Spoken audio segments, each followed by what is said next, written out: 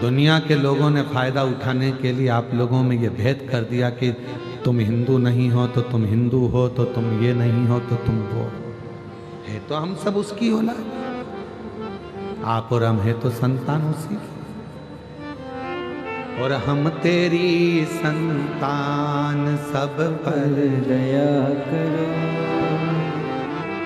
दया करो भगवान सब पर दया करो। छोटा है वो भी भगवान का है, बड़ा है वो भी भगवान का है, बच्चा है वो भी भगवान का है, बड़ा है वो भी भगवान,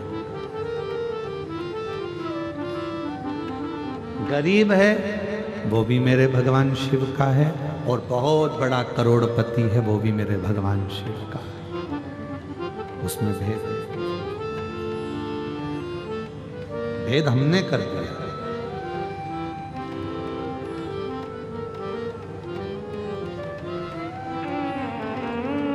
हम भेद कर दिया, हमने भेद कर दिया, ये आदिवासी है, ये वनवासी है, ये शूद्र है, ये वैश्य है, ये क्षत्रिय है, ये ब्राह्मण है। पर शिव महापुराण की कथा में स्वयं माता पार्वती जी ने पूछ लिया था भगवान देवाधिदेव महादेव से कि ब्रह्मा जी आपको नीचा दिखा रहे हैं, आपको छोटा समझ रहे हैं। ब्रह्मा जी आपको छोटा समझ रहे हैं। भगवान देवाधिदेव महादेव ने मां पार्वती जी से कहा, यह ब्रह्मा जी की बुद्धि का भेद है।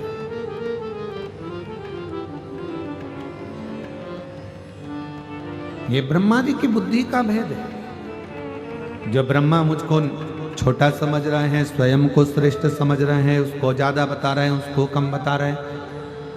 कोई विद्वान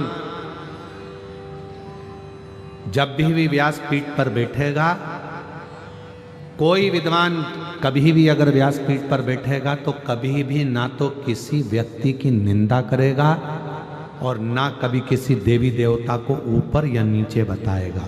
सारे देवताओं को, अगर विद्वान कथाकार है, विद्वान संत है, विद्वान साधु है, विद्वान गुरु है, विद्वान वक्ता है, विद्वान कथाकार है, तो अपनी व्यासपीठ पर बैठकर वो किसी की भी, चाहे कोई महाराज हो, कोई व्यक्ति हो, विशेष हो, ना कभी किसी की निंदा करता है और ना कभी किसी देवी देवता को ऊंचा नीचा बताता है।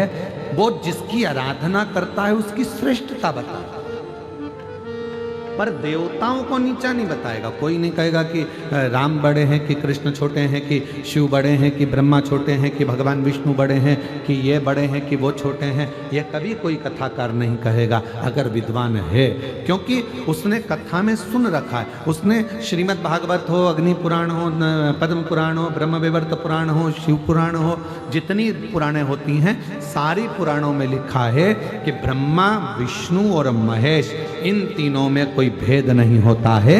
ये तीनों एक हैं, ये तीनों अलग हैं। राम कृष्ण शिव सब एक हैं।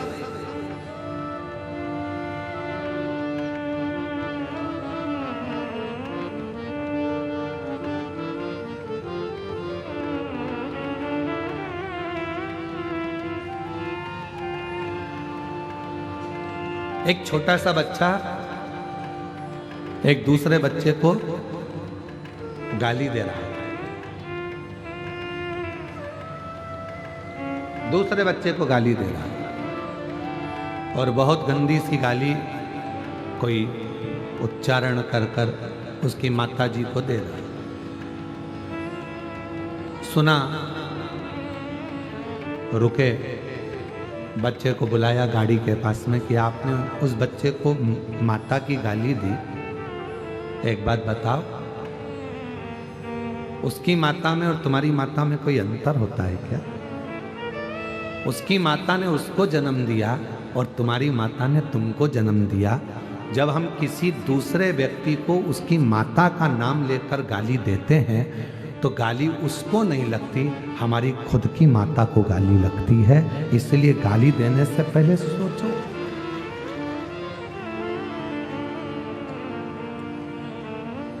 किसी की बहन बेटी को हमने गाली दे दी, ना वहां बहन है ना बेटी है, और वहां बस वो लड़का खड़ा है, वो व्यक्ति खड़ा है और उसको हमने गाली दे दी, तो क्या उसकी बहन बेटी को गाली लग जाएगी? नहीं।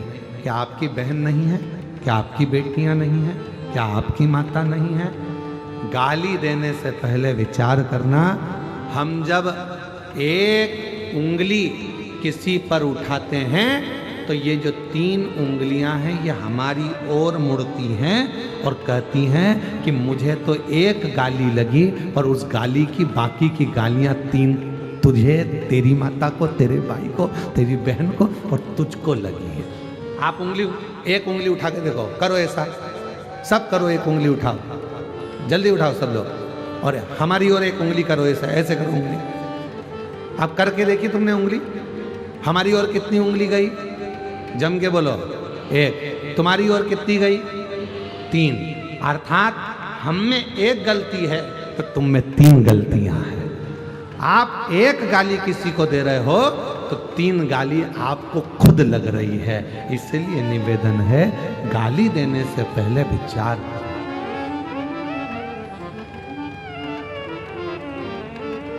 उठाया और किसी को माता की गाली दे दी, कोई को बहन बेटियों की गाली दे दी, वो गाली उसको ध्यान रखिएगा कि खुद को लग रही है, स्वयं। माता में कोई भेद नहीं है। माता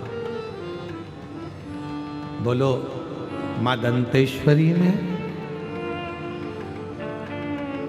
मां अन्नपूर्णा में, मां पार्वती में, मां वैष्णो देवी में, मां ज्वाला देवी में, मां डोंगरगढ़ वाली माता में, मां विंध्येश्वरी में, मां आदिशक्ति में कोई भेद है क्या? जम के बोलो, नहीं, कोई भेद नहीं। वो भी माता का अंग है, दांत। कहीं नयन गिरे तो नैना देवी हो गई, कहीं जिभ्या गिरी तो ज्वाला देवी हो गई, है वही। कहीं कांगड़ा, कहीं चिंतपूर्णा, कहीं मनसा, ऐसी सब देवियां विराजमान हैं महाराज। कहीं नेत्र गिले तो नैना हो गई, कहीं कुछ गिरा, कर्ण गिरा, कहीं कर्ण फूल गिरा, माँ तो माँ ही है तो उसी का स्वरूप, है तो उसी का। हम क्यों भेद करें? शिव महापुराण की कथा भेद करना नहीं सिखा। कर्ज चुकाना सरल है, पर फर्ज अदा करना कठिन है, बहुत कठिन। कर्ज चुकाना सरल है, पर फर्ज अदा करना कठिन है। किसी ने आपको कुछ दिया, आपने चुका दिया, कोई ने गाली दी, आपने बककर गाली चुका दिया, कोई ने आपको थप्पड़ मारा, आपने मार कर चुका दिया, कोई ने कुछ दिया, आपने देकर चुका दिया। कर्ज चुकाना सरल है, पर फर्ज को अदा करना बहुत कठिन है। फर्ज अदा, आज व्यक्ति फर्ज अदा नहीं कर पा रहा। बेटा अपना फर्ज अदा नहीं कर पा रहा है, पिता अपना फर्ज अदा नहीं कर पा रहा है, माँ अपना फर्ज अदा नहीं कर पा रही हैं, बच्चे अपना फर्ज अदा नहीं कर पा रहे। माँ अपना फर्ज अदा नहीं कर रही। बड़े बड़े शहरों में जन्म माँ देती है बच्चे को, और लेकर एक साथ में कोई महिला सेविका उनके साथ में रहती है, दासी के रूप में वो बच्चा संभालती रहती है। शहरों में एक नई चीज आ गई, अपने बच्चे को दूसरी कोई एक पैसे से महीने से तनख्वाह में 50 हजार रुपये, 30 हजार, 10 हजार, 20 हजार रुपये में कोई एक माता को रख लिया जाता है जो आपके बच्चे को संभालती है। कितना आश्चर्य है, तुम्हारे बच्चे को नौकरानी संभाल रही है और कुत्ते के बच्चे को तुम संभाल रहे हो।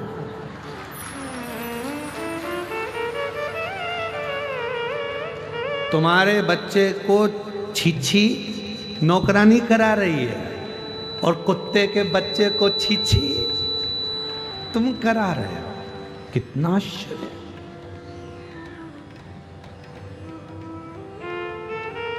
तुम्हारे बच्चे को भोजन नौकरानी करा रही है और कुत्ते के बच्चे को पप्पी पप्पी पप्पी, और उसको भोजन तुम करा रहे हो। अरे डूब मरो रे, पानी नहीं हो तो बस्तर से ले जाओ।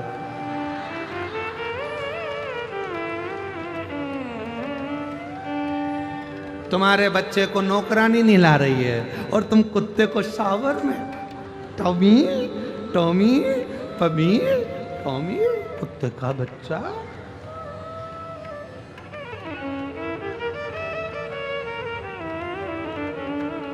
और आया बुढ़ापा,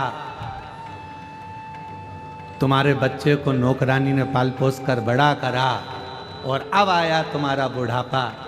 अब तुम्हें तुम्हारे बच्चों की जरूरत पड़ी कि हमारा बच्चा हमारा बुढ़ापा सुधारेगा, हमारा बच्चा हमारा बुढ़ापा संभालेगा। तो बच्चे भी कह देते हैं हमारा बचपन तुमने नहीं संभाला तो हम तुम्हारा बुढ़ापा क्या खाक संभाले। हमारे बचपन को तुमने संभाला, हमारे बचपन को अगर तुम संवारते तो हम तुम्हारा बुढ़ापा संवारते। मेरी जीजियों, अपने बच्चों को खूब प्रेम दीजिए, पढ़ाइए, विद्वान बनाइए, विद्वान।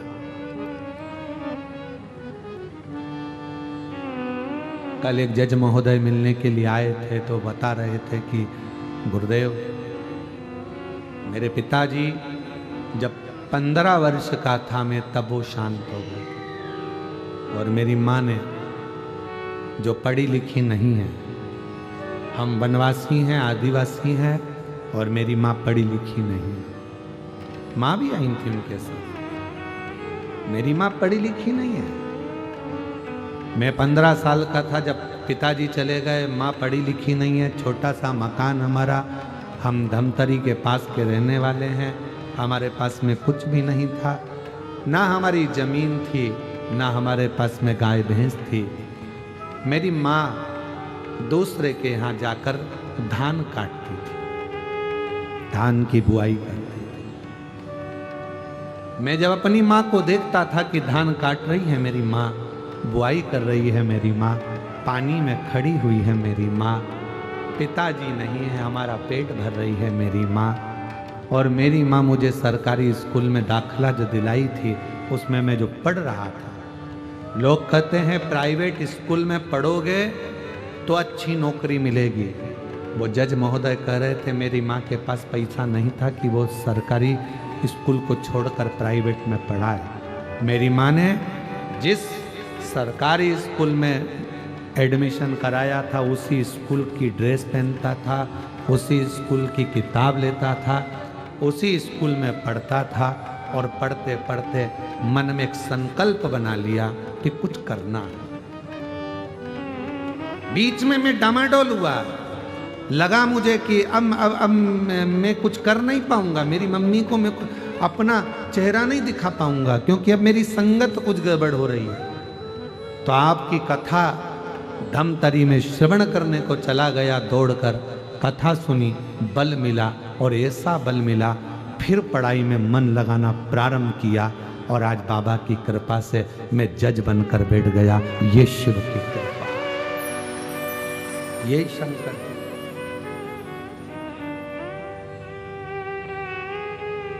जरूरी नहीं कि आपकी मम्मी बहुत पढ़ी लिखी होंगी। बच्चे कहते हैं तुमने हमारे लिए क्या करा, उन्होंने कुछ नहीं करा,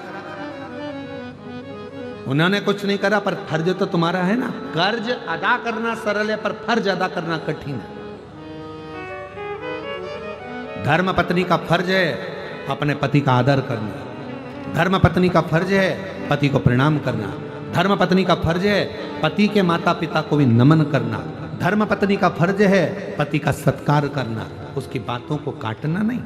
और पति का फर्ज है उसके माँ बाप का आदर करना, पति का फर्ज है उसको भी सम्मान देना, चार लोगों में कभी अपशब्द ना कहना, ये पति का भी फर्ज है। कौन फर्ज अदा कर रहा है? कर्ज अदा करना सरल है पर फर्ज निभाना कठिन हो गया।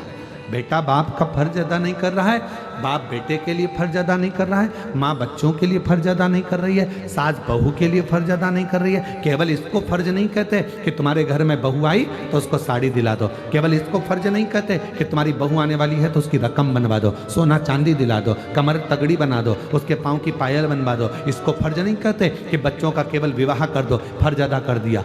एक सास का सबसे बड़ा फर्ज होता है कि उसके घर में जब बहू प्रवेश कर रही है तो उसके मन में यह भाव होना चाहिए कि मेरे अंदर जितने संस्कार हैं, जितना मैं अच्छा कर सकती हूँ, मेरे अंदर मेरे माँ बाप ने जो संस्कार देकर भेजे हैं, मेरी बहू को कुछ भी नहीं आता होगा तो भी मरने से पहले मैं उसको पूरे संस्कार देकर जाऊंगी। और बहू में ये फर्ज होना चाहिए कि मेरी मम्मी ने अगर कुछ भी कहा वो बात दूसरी थी, पर अब यहाँ मैं अगर आई हूँ और मेरी सास मुझे सिखाना चाहेगी, बताना चाहेगी, टोकेगी, बार बार टोकेगी। सास क्यों टोकती है? क्योंकि उसने अपना बुढ़ापा ऐसे ही नहीं निकाल दिया, बहुत धक्के खाकर जिंदगी निकाली है। कभी ऐसा भी समय आया था सास की जिंदगी में कि 2 रोटी नहीं थी उसके पास में, तो भी वो किसी के दरवाजे नहीं गई है। उसने ये सोच लिया मैं बहू को इतना पक्का कर दूंगी, उसको अपशब्द कहकर, ताना देकर, गाली देकर, आड़ा टेढ़ा बोलकर मैं उसको इतना कड़ला कर दूंगी कि जगत के लोग उसका फायदा नहीं उठाएंगे, वो जीत कर आगे निकल जाएगी। मैं अपनी बहू को, अब बहू को लगता मेरी सास गाली दे रही है, गाली नहीं दे रही है।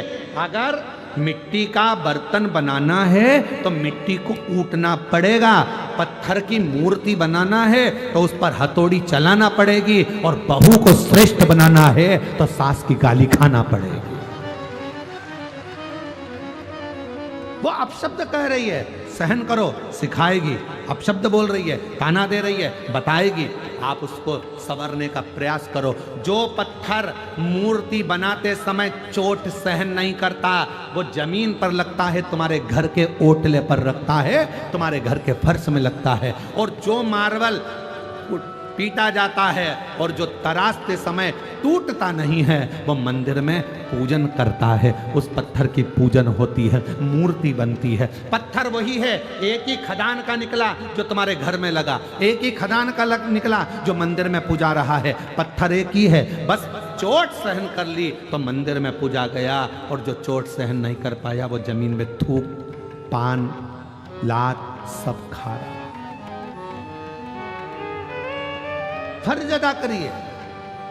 कर्ज चुकाना सरल है पर फर्ज निभाना कठिन है। आज भाई से भाई का फर्ज नहीं निभ रहा,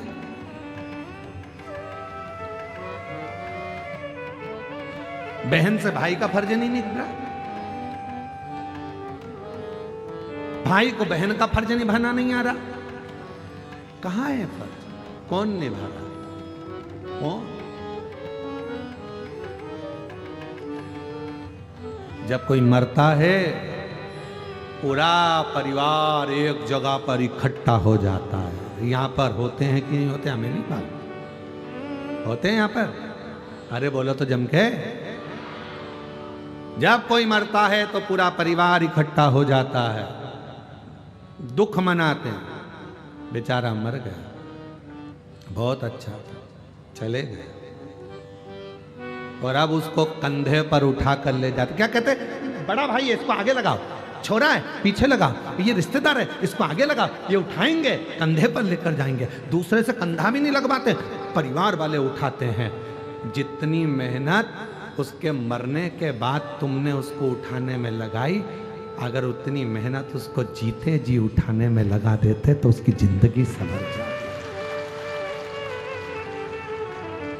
दुख में था, बहुत तकलीफ में था, आप थोड़ा बल दे देते। क्यों चिंता करता है? मैं तेरा भाई हूं ना, 25-50 हजार की जरूरत पड़े मैं बैठा हूं, चिंता मत कर। भैया भाभी कुछ कहते, उसको क्यों बताना तुझे? मैं लगा रहा हूं तेरी दुकान में पैसा, जा जिस दिन तेरे पास आ जाए दे देना। 5 लाख रुपए कोई व्यापारी खाकर चले जाएगा, तुम उसका बाल बांका नहीं कर सकते। और 5,000 रुपए सग्गा भाई खाकर चले जाएगा तो ताना दे दे के कोस कोस के मार देते हो। वो व्यापारी खा गया, पैसा डूब गया, ब्याज बट्टे में चले गया तो कुछ नहीं हुआ, और तुम्हारा सग्गा 5, 10, 50, 25 हजार रुपए खा गया तो क्या दुख हो गया। समझना कि पूर्व का कोई हिसाब रह गया था जो आज चुकाया है। तुम फर्ज अदा करो, फर्ज। बेटे हो, माँ बाप के प्रति फर्ज अदा करो। जितने साल वो जिए उनकी अवस्था बढ़ती चली जाएगी, वो बिल्कुल बच्चे होते चले जाएंगे। पर तुम याद रखना, आज तुमने अगर अपने माँ बाप की सेवा करी है तो तुम्हारी बहू भी आएगी, वो भी तुम्हारी सेवा करेगी, और तुम्हारा बेटा भी तुम्हारी सेवा करेगा। एक कहानी मिलती है,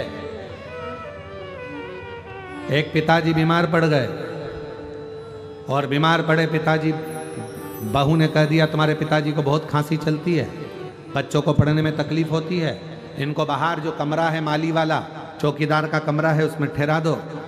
पति ने कहा हम ठहरा तो देंगे, पर पिताजी को भूख लगी तो पिताजी को बोल दो हमें घंटी लगा देते हैं, वो बेल बजाएंगे हम चाय दियाएंगे, घंटी बजाएंगे हम भोजन दियाएंगे, घंटी बजाएंगे हम पानी दियाएंगे। पर पिताजी को अंदर आने की ज़रूरत नहीं है। बेटे ने पिताजी को माली के कमरे में, चौकीदार के कमरे में सुला दिया, पिताजी के लिए सारा सामान रख दिया। पिताजी से कहा पिताजी अब तुम उधर बहू के कमरे के उधर मकान में मत जाना, तुम्हें जो चाहिए तुम्हारी बहू यहीं लाएगी। घंटी बजाना, ये तार लगाए, घंटी लगी है, तुम बजा देना बेल, बहू लाकर सामान देगी। ठीक है, पिताजी ने जाना बंद कर दिया। एक दिन पिताजी ने घंटी बजाई, घंटी बजाई तो घंटी बजी नहीं शायद। पिताजी पानी के लिए तरसते रहे। बेटे ने कसम दी थी कि उधर जाना मती, पानी मंगना मती, बस घंटी बजाना। बाप घंटी बजाए, बजाता रहे, फिर भी कोई पानी लेकर नहीं आया। आखिरी में बेटा शाम को आया, पूछा अपनी पत्नी से क्यों बाबूजी को पानी चाय दे दिया था, आज घंटी नहीं बजाई तुम्हारे पिताजी ने, हमको लगता है उनके पास रखा होगा इसलिए उन्होंने घंटी नहीं बजाई। बेटा दौड़ कर गया अपने बाप के कक्ष में, जाकर देखा तो पिताजी तो जमीन पर पड़े थे, बेहोशी में थे। बाप को पानी का छींटा देकर उठाया, पापा बाबूजी क्या हुआ? बेटा आज मुझे लगता है घंटी के तार को ऊंदरा ने, चूहे ने कतर दिया, घंटी बजती नहीं है। बस इतना कहा, बेटा पानी पिलाता उससे पहले बाप मर गया। पिता चले गए, पिता मरा, अंतिम संस्कार किया गया। 10वें के पहले घर की सफाई होने लगी, सब साफ करने लगे घर को। घर में 2 छोटे बच्चे थे जिनकी उम्र थी 8 साल और 12 साल। दोनों बच्चों ने, माँ सफाई कर रही थी, पिता सफाई कर रहे थे घर की, और छोटे छोटे बच्चों ने, एक ने घंटी को जेब में रख लिया, एक ने घंटी के तार को अपनी जेब में रख लिया। इतने में माँ ने चिल्ला कर पूछा क्या कर रहे हो, ये घंटियां जेब में क्यों रख रहे हो? बच्चे कहते हैं माँ जैसे आपने दादाजी के लिए घंटी लगाई थी वैसे आपकी बहू आपके लिए लगाएगी, उसकी तैयारी कर कर रख रहे हैं। हम उसकी तैयारी कर रहे हैं, जैसा कर्म करोगे वैसा भोगना पड़ेगा। आप सेवा करो, आपकी औलाद आपकी सेवा करेगी। धन काम नहीं आएगा, सेवा काम आएगी। कई लोग ऐसे हैं जिनके पास करोड़ों का धन है, हॉस्पिटल में जाकर, कैंसर हॉस्पिटल में एक बार जाकर देखना कि कैंसर हॉस्पिटल में पैसे ले लेकर खड़े हैं अटैची में, डॉक्टर साहब मेरी पत्नी को अच्छा कर दो, मेरे पति को अच्छा कर दो, मेरे बेटे को अच्छा कर दो, मेरे बाप को अच्छा कर दो, मेरी बहन को अच्छा कर दो। धन काम नहीं आएगा, काम क्या आएगा? जो तुमने पुण्य करा। पैसा तो अटैची में भरा कि भरा रह जाएगा और पुण्य काम आ जाएगा। पुण्य केवल केवल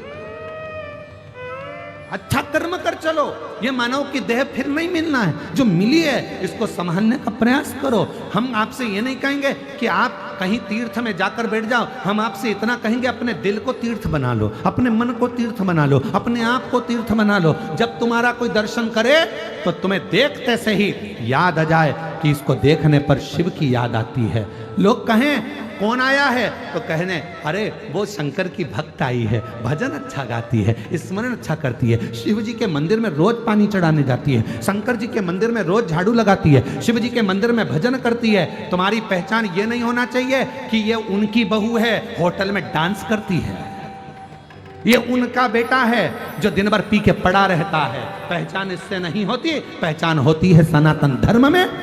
ये उसकी बहू है जो मंदिर में पोछा लगा देती है, झाड़ू लगा देती है, भजन करती है। ये उनकी बहू है। जब हमारे गिदम में शिव महापुराण की कथा हो रही थी तो बेटियां जैकेट पहनकर बिल्ला टांग कर सेवा में 24 घंटे लगी हुई थी। ये वो बेटियां, ये वो बेटे हैं जो घर नहीं गए, 7 दिन तक सेवा में लगे रहे। कोई रात को सेवा कर रहा था, कोई दिन में सेवा कर रहा था। अपना एक बेच पहनकर, एक जैकेट पहनकर वो अपनी सेवा में लगे रहे, भोजन करा रहे थे, पानी पिला रहे थे। वो आदिवासी, वो वनवासी, वो क्षेत्र की मेरी बहनें, मेरी बेटियां पत्तल बनाने में लगी हुई थी, वो भोजन कराने में लगी हुई थी। उन्होंने घर नहीं देखा, उनको लगा हमारे गिदम में कथा है, कथा कराने वाला कोई भी हो, पर ये गिदम की कथा है, ये किसी एक व्यक्ति की नहीं, हमारे वनवासी आदिवासी क्षेत्र में आज हमारा भोले बाबा आया है, हमारा शिव आया है, उसकी कथा चल रही है, उसकी कथा चल रही है। उसको पहचानो। ये कथा पहचान कराने के लिए आई है।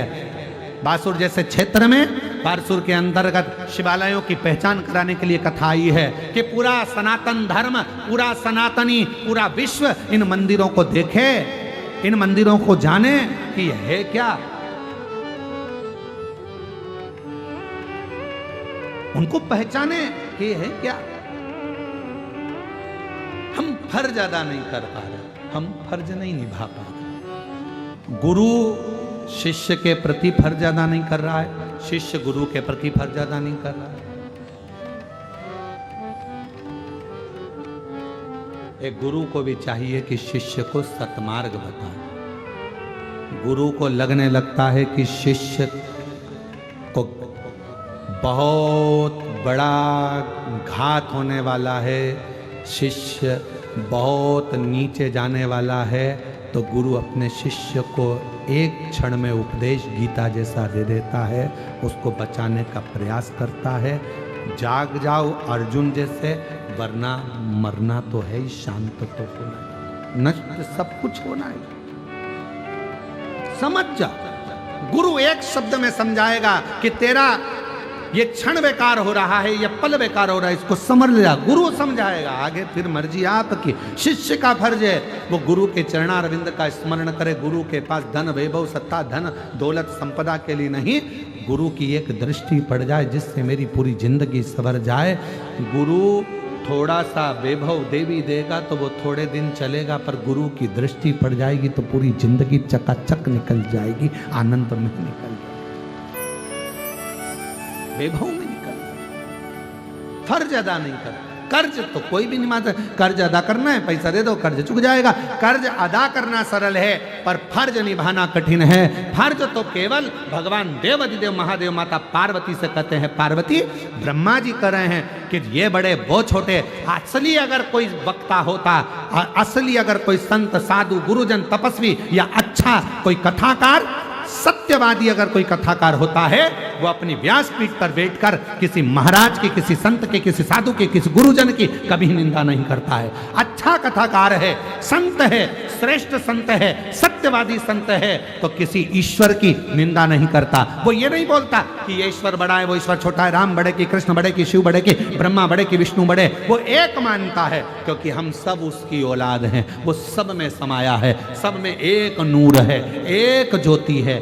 आटा एक ही है, चाहे तुम पराठे बना लो, चाहे तुम पूड़ी बना लो, चाहे तुम रोटी बना लो, चाहे तुम बाटी बना लो, आटा एक ही। चावल एक ही है, चाहे दही में मिला के खा लो, चाहे दूध में मिला के खा लो, चाहे दाल में मिला के खा लो, चाहे सांभर में मिलाकर खा लो, चाहे सब्जी में मिलाकर खा लो, चावल एक ही है। चाहे चीला बना लो, चाहे उलेटा बना लो, चाहे पराठा बना लो, चावल एक ही है। उसी चावल की तुम चाहे मिठाई बना लो, चावल वही है। चावल की वो भाव खत्म नहीं, वो चावल ही रहेगा, आटा आटा ही रहेगा, गेहूं गेहूं ही रहेगा। उसी तरह कोई तुम्हें कितना भी तोड़ ले और कह दे कि तुम ये नहीं हो, तुम हिंदू नहीं हो, तुम ये नहीं हो, याद रखना जैसे गेहूं का चाहे पूड़ी बनाओ, चाहे पराठा बनाओ, चाहे रोटी बनाओ, है तो गेहूं का ही आटा। उसी तरह अपने मन को ये बता देना कि हो तो तुम उसी की औलाद, एक ही मनु की संतान आप और हम है, उसमें कोई भेद नहीं है, कोई भेद नहीं। और बहुत आएंगे ऐसे ज्ञान देने वाले तुम्हारे पास में,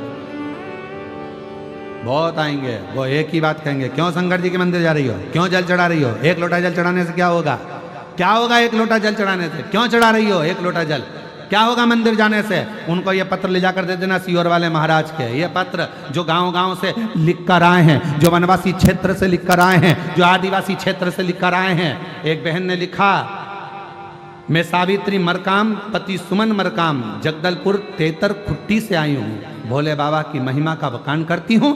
25 साल से मुझे औलाद नहीं थी। शिव महापुराण की कथा पंडाल में बैठकर श्रवण करी और शिव जी के मंदिर में एक लोटा जल चढ़ाना प्रारंभ करा। सीहोर कुबरेश्वर धाम पहुंच गई, कंकर शंकर पूजन कर कर आई और बाबा की कृपा से 25 साल के बाद मेरे घर में औलाद हुई है। ये बाबा की कृपा, ये शिव की कृपा। 25 साल के बाद मेरे घर में कहीं बैठी हो तो बच्चे को ला सकती हैं। एक बहन ने पत्र लिखा, मेरा नाम रेखा योगेश भोयर, ग्राम कुरखेड़ा, जिला गढ़चिरौली, महाराष्ट्र में रहती हूँ। शादी के 14 साल हो गए थे, मुझे संतान नहीं है। बाबा की कृपा से पंडाल में बैठकर कथा सुनी, टीवी पर 2022 से कथा श्रवण कर रही हूँ और बाबा से विश्वास जुड़ गया और शिव की कृपा से 26/12/2024 को मेरे घर में 14 साल के बाद औलाद आ गई। ये शिव की कृपा। क्या होता है जल चढ़ाने से, क्या होता है शिव को एक लोटा जल चढ़ाने से, क्या होता है शिव महापुराण की कथा सुनने से, उनको बताना। हमारा सनातन धर्म इतना मजबूत है कि किसी के पास जाने की जरूरत नहीं है। जल उठाओ, अपने घर का, मंदिर पास का, एक लोटा चढ़ाना प्रारंभ करो, बाबा समस्या मिटाना प्रारंभ कर देंगे, दुख मिटाना प्रारंभ। आडंबर में मत पड़ो, पाखंड में मत पड़ो, ढोंग ढकोसले में मत पड़ो कि हम जाएंगे तो हमारा ये काम, ना ना ना ना, पाखंड होना ही नहीं, ढोंग ढकोसला होना ही नहीं। हमारे कुबरेश्वर धाम पर ना तो बेल दी जाती है, ना भभूति दी जाती है, ना कोई फल दिया जाता है। हमारे कुबरेश्वर धाम पर सीहोर में केवल कंकर उठा लो, पूजन कर लो, पटक दो, एक कंकर लियाओ और वहाँ से जो रुद्राक्ष मिलता है उसको लियाओ, शिव जी को एक लोटा जल चढ़ाओ, रात्रि का विश्राम बाबा के आंगन में करो। बस इतने में मेरा बाबा तुम्हारी मनोकामना पूर्ण कर कर भेज देता है और 3 महीने में वापस बुला लेता है। किसको कहते हैं बेभाव? लोग कहें क्या होता है जल चढ़ाना? जिनके नाम लिए हैं कृपया निवेदन है, अगर वो बैठे हों, जिनके यहाँ 25 साल के बाद औलाद हुई, जिनके यहाँ 14 साल के बाद हुई, जिनके नाम लिए हैं वो आ सकते हैं बेलपत्र में। क्या होता है शिव को जल चढ़ाने से, क्या नहीं होता वो पूछो, क्या नहीं होता।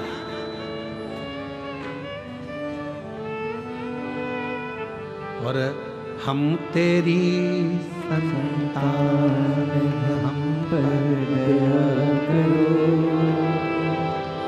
दया करो भगवान, सब पर दया करो, दया करो भगवान, सब पर दया करो।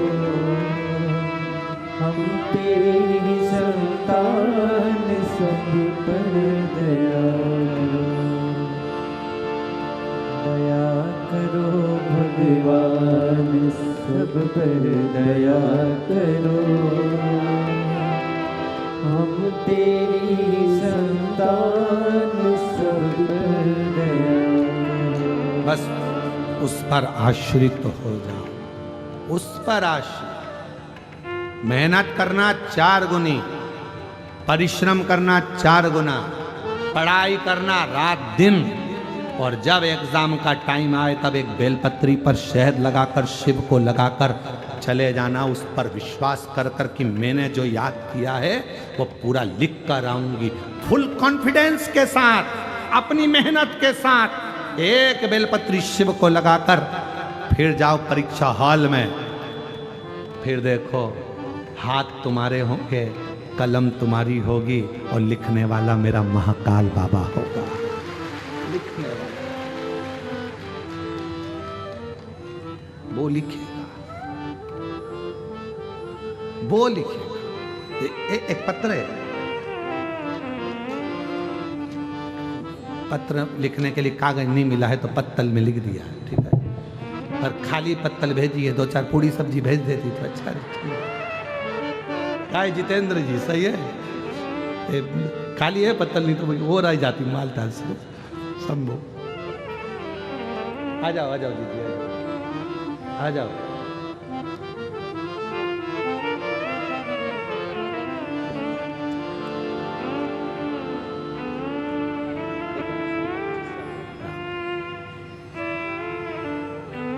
पच्चीस साल के बाद हुआ है, एक बार जोरदार ताली बजाओ। शंभू शंभू शंभू शंभू शंभू शंभू शंभू।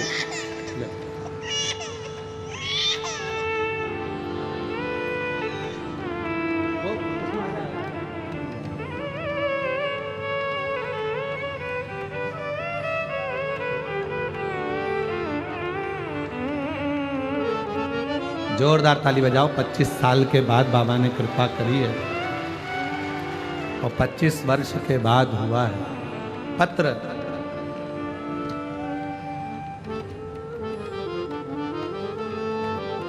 मैं किरण ठाकुर, पति आलोक ठाकुर, कहीं बैठे हो तो हाथ हिला सकते हैं।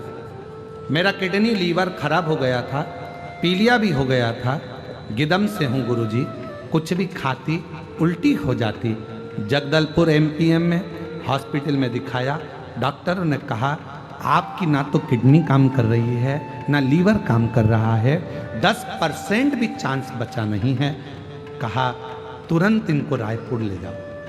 हम लोग 7-8 घंटे का सफ़र कर रायपुर के रामकृष्ण हॉस्पिटल में भर्ती हो गए। आईसीयू में 2 बार डायलिसिस होना प्रारंभ हो गया। दिन भर में जब 2 बार डायलिसिस हो गए तब बड़े परेशान हो गए। डॉक्टरों ने कहा इनका लीवर और किडनी दोनों ट्रांसप्लांट करना पड़ेगा और लगभग 3 लाख रुपए का खर्चा इसमें लग जाएगा। और कोई लीवर देने वाला, किडनी देने वाला भी होना चाहिए। और यहाँ इतना, पर आगे चलकर हमने सोचा किसको दिखाएं, तो हैदराबाद दिखाया तो मालूम पड़ा 40 लाख का खर्चा लगभग आएगा, क्योंकि दोनों चीज़ ट्रांसप्लांट होगी। कौन देगा? फिर भी मेरी बेटी ने मुझे लीवर किडनी देने को तैयार हो गई। फिर किसी ने कहा, वो एक सीहोर वाला महाराज कथा करता है, रुद्राक्ष का महत्व बताता है। गिदम के एक परिचित ने खबर सुनी और हमारे पास खबर पहुंचाई, मेरे पास में सीहोर का रुद्राक्ष है, वो रुद्राक्ष मैं भेज देती हूँ, आप उसको पानी में गलाना, शिव जी को चढ़ाना। रुद्राक्ष आ गया और उसी पल हॉस्पिटल के बाहर शिव जी के मंदिर में रुद्राक्ष को लोटे में डालकर जल चढ़ाती, वही जल मुझे पिलाती। आईसीयू में बाहर का कुछ भी ले जाने का नहीं देते, मेरी बहन छुपाकर रोज ले जाती, मुझे पिलाती और एक बेलपत्र मेरे तकिए के नीचे रख देती। उस जल ने मुझे जीवन दान दे दिया। मेरा लीवर, किडनी और पीलिया सब ठीक हो गया। गुरुजी, 21 साल की बेटी है जो मुझे लीवर किडनी देने को तैयार हो गई थी, पर बाबा की कृपा से मेरी बेटी का मुझे लीवर किडनी की जरूरत नहीं पड़ी और बाबा की कृपा से आज मैं पूर्ण तरह से स्वस्थ हूँ और गिदम की कथा में बैठकर कथा सुन रही हूँ। कहीं बैठी हैं आप ही हैं? आ जाओ, आ जाइए। आज कथा श्रवण कर रही हूँ गिदम के पंडाल में बैठकर। ऐसा है शंभू, ऐसा है शिव। क्या देता है, कैसे देता है, कब देता है, मालूम नहीं पड़ता। इसलिए आप लोगों से कहते हैं कि अपने नजदीक में यह कथा तो आज 13 तारीख को विराम हो जाएगी। 17 तारीख से 21 तारीख तक 5 दिवसीय जिला दुर्ग के पास में नगपुरा में कथा 1 बजे से 4 बजे तक प्रारंभ हो जाएगी। आसपास के क्षेत्रवासी एक प्रयास कर मन में दृढ़ बनकर पंडाल में बैठकर बाबा से विनय कर कथा का रसतत्व ग्रहण करें। ये मिट्टी पंडाल की साधारण नहीं है, इसको शरीर से लगाकर उससे विनय करें, विनती करें। क्या देगा वो उस पर निर्भर करता है, उस पर। ये उस पर निर्भर। और हम तेरी संतान, हम पर दया करो, दया करो भगवान, हम पर दया करो। 14 वर्ष के बाद हुआ है। एक बार जोरदार ताली बजाकर स्वागत करिए। दया करो भगवान, सब पर दया करो, हम तेरी संतान, सब पर दया करो। दया करो भगवान, सब पर दया करो। 14 वर्ष के बाद हुआ। एक बार जोरदार ताली बजाएं। शिव कृपा।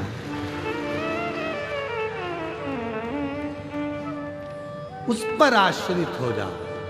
बहुत आएंगे, बहुत भ्रम फैलाएंगे। मंदिर मत जाओ, शिव के मंदिर मत जाओ, एक लोटा जल मत चढ़ाओ, शंकर पे चढ़ा हुआ जल मत पियो, लोग कहेंगे। बेलपत्र मत खाओ, लोग कहेंगे। उनको कह देना एक बार गीता प्रेस गोरखपुर की शिव पुराण लाओ। तुम इतना ज्ञान दे रहे हो, खुद पढ़ो, मालूम पड़ेगा। उसमें लिखा है श्री शिवाय नमस्तुभ्यम बोलने वाले के मात्र मुख का दर्शन कर लो, सारे पाप नष्ट हो जाते हैं और हजारों वर्ष में यज्ञ का फल प्राप्त हो जाता है। शिव पुराण में लिखा है शंकर भगवान पर चढ़ाए हुए जल का आचमन करने से कायिक, वाचिक और मानसिक तीनों पाप समाप्त हो जाते हैं। शिव पुराण में लिखा है। शंकर भगवान का प्रसाद अगर हाथ में आ जाए तो 12 ज्योतिर्लिंग का फल उसी समय प्राप्त हो जाता है। शिव पुराण में लिखा है। पर दुनिया के लोगों को विरोध कर,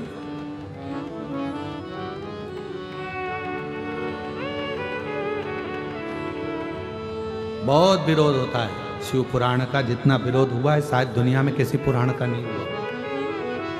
बहुत। क्यों मंदिर जा रहे हो, क्यों जा रहे हो, क्या होगा, जल चढ़ाने से क्या होगा, एक लोटा पानी से, एक लोटा जल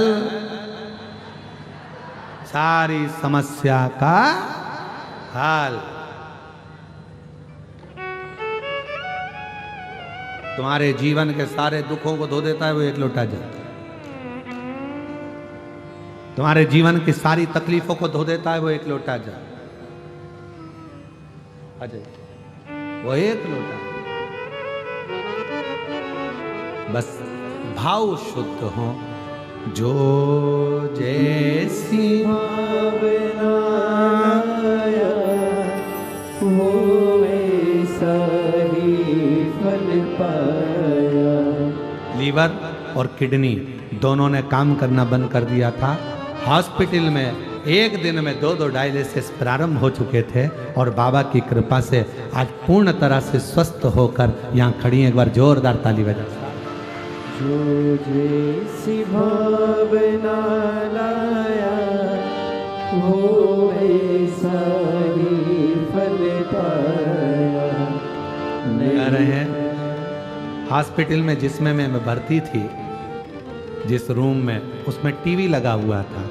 हम सिस्टर से कहकर टीवी पर आपकी कथा चालू करवा लेते। जब से मालूम पड़ा पूरे टाइम कथा सुनते, लोटे में रुद्राक्ष डाल लेते, पानी इकट्ठा कर लेते, शिव जी को चढ़वा कर बुलवाते।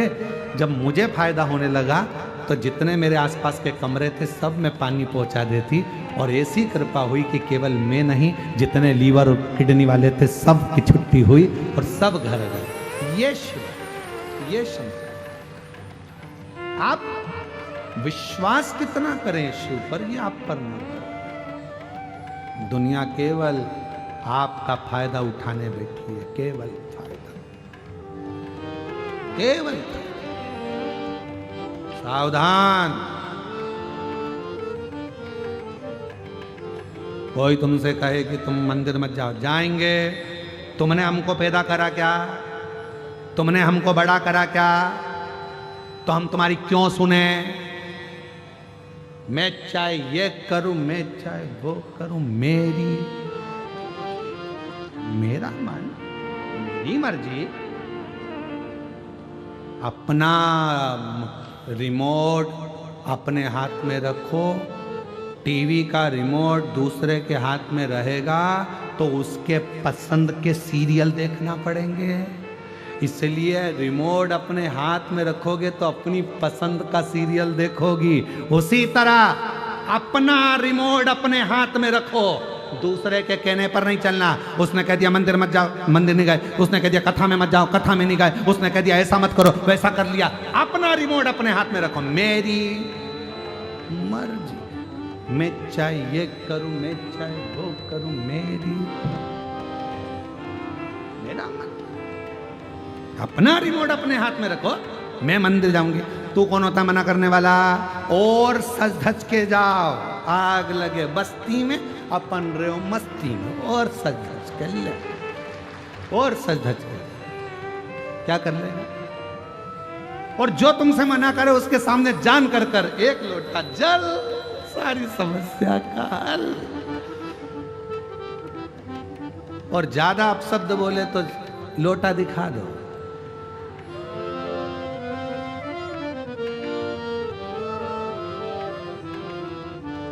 पचास लाख की गाड़ी में घूमने वाला भी एक दिन 50 रुपए के लोटे में बैठकर हरिद्वार चला जाएगा। और वो 50 लाख की गाड़ी धरी की धरी रह जाएगी। इतनी बड़ी गाड़ी में घूमता था, इतने बड़े महल में रहता था, इतना बड़ा बंगला था, इतनी फैक्ट्रियों का मालिक था। कहां गया? लोटे में। कितने रुपए का? 50 रुपए लोटा। 50 लाख की गाड़ी में घूमने वाला 50 रुपए के लोटे में अंदर भर के, कपड़ा बंद के, आंख में आंसू ढल के, ट्रेन में उसको सीट पे ले जा रहे हैं।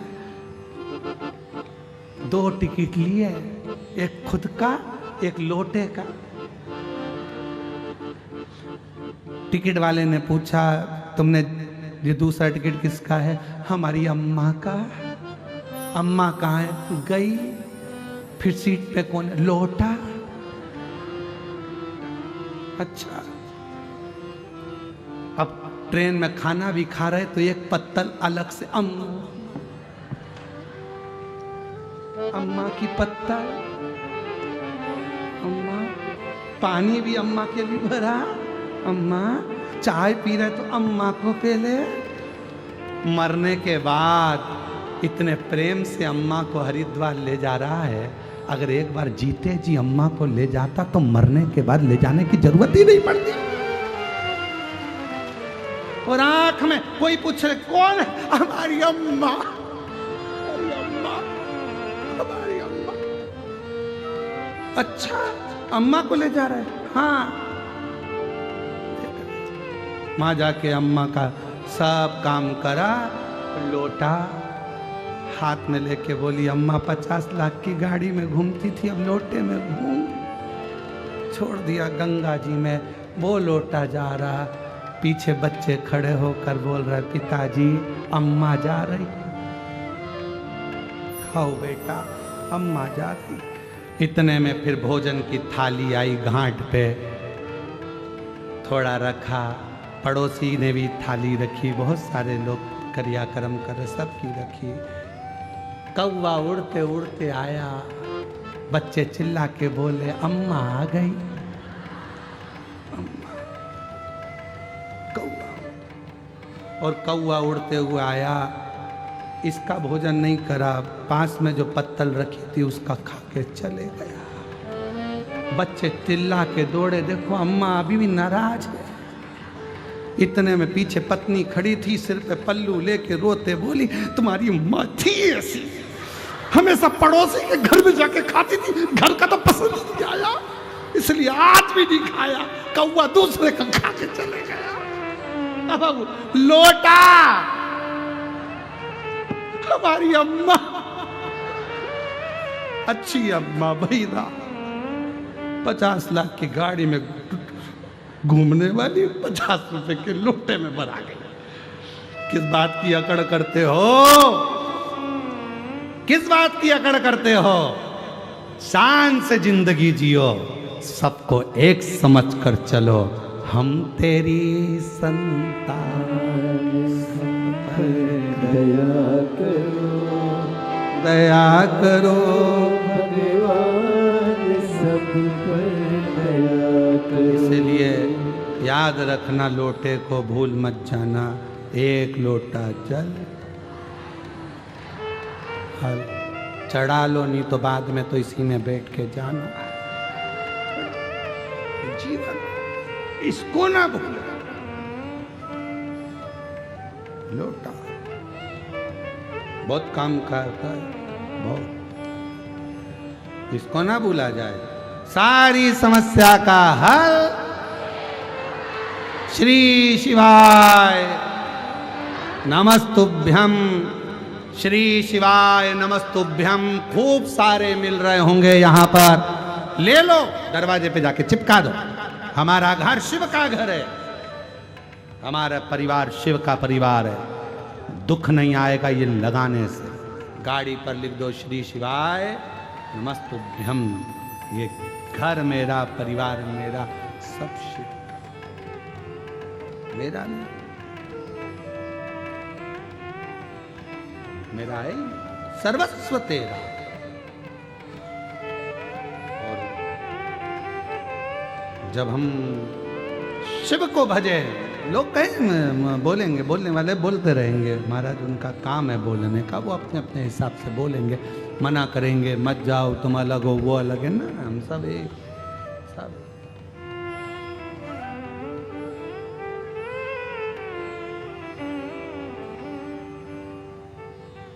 और महाराज